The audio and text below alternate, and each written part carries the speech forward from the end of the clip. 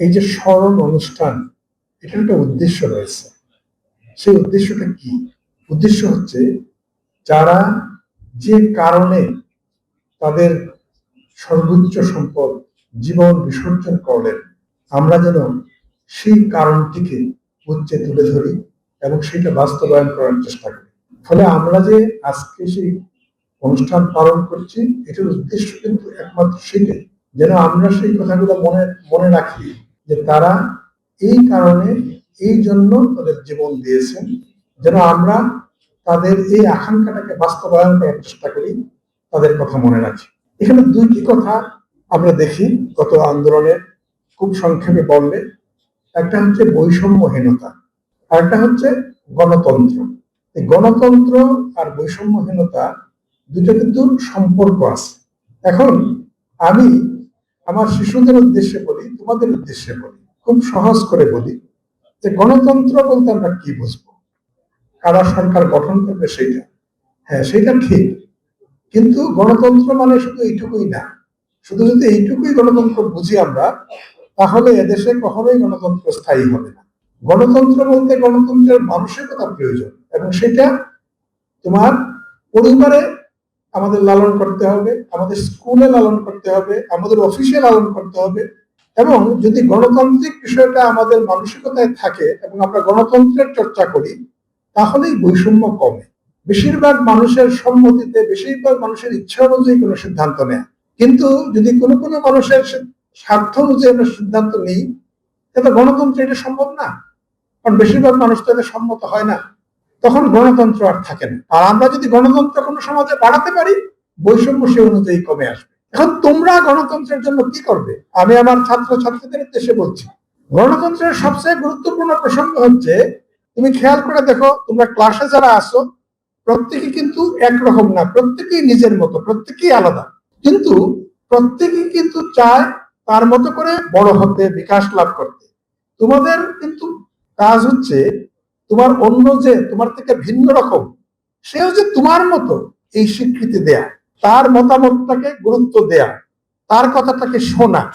সে একটু এমন বলে তার প্রতি এমন করব, তাকে আলাদা করে রাখবো, তাকে বুলিং করব, এমনটা করলে কিন্তু গণতন্ত্র হলো না।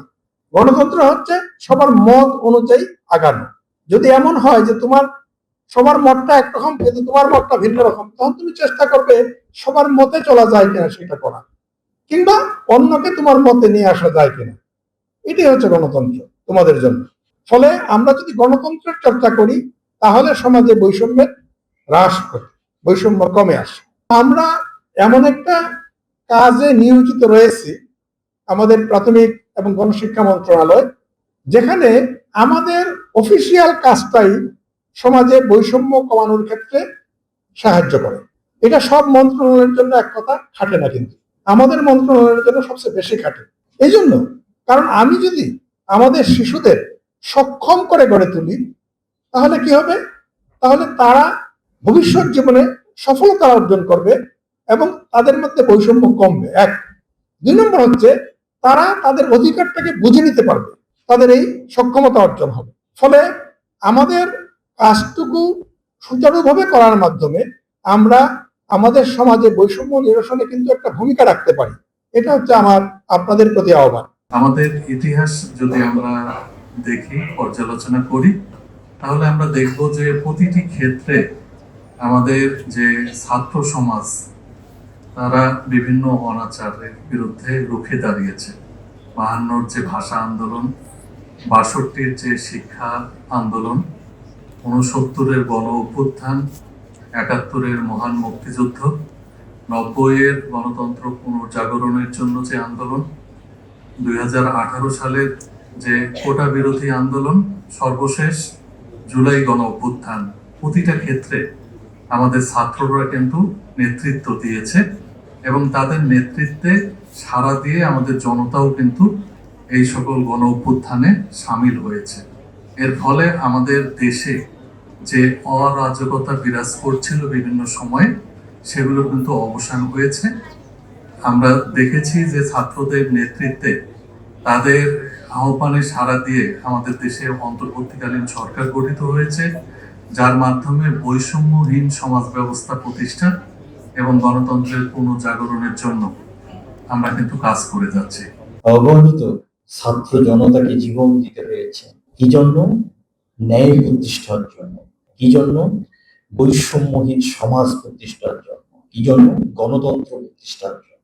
যারা শহীদ হয়েছে, যারা রক্ত দিয়েছে, তাদের চেতনাকে যদি আমি সত্যি সত্যি শ্রদ্ধা করতে চাই, তাহলে আমাদের যেটা করতে হবে, আমাদের উপর অর্পিত যে দায়িত্ব, যার যেটা দায়িত্ব, সেটা যেন আমরা যথাযথভাবে পালন করি। তোমরা যারা লেখাপড়া করছো, লেখাপড়ার জায়গাটাতে একদম মানে সর্বোচ্চ মনোনিবেশ করে তোমরা যে স্বপ্ন দেখো, তোমাদের বাবা মা যে স্বপ্ন দেখে, সেই স্বপ্নের কাছাকাছি তোমাদের পৌঁছাতে হবে।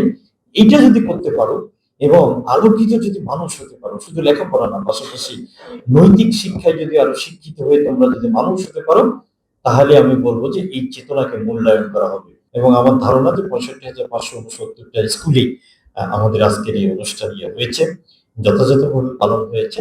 এবং আমরা আমরা শিক্ষা পরিবারের পক্ষ থেকে আবারও যারা এই আন্দোলনে শহীদ হয়েছে তাদের মাগফিরাত কামনা করি এবং যারা আহত হয়েছে তাদের দ্রুত আরোগ্য কামনা করেই আমি আমার বক্তব্য শেষ করছি।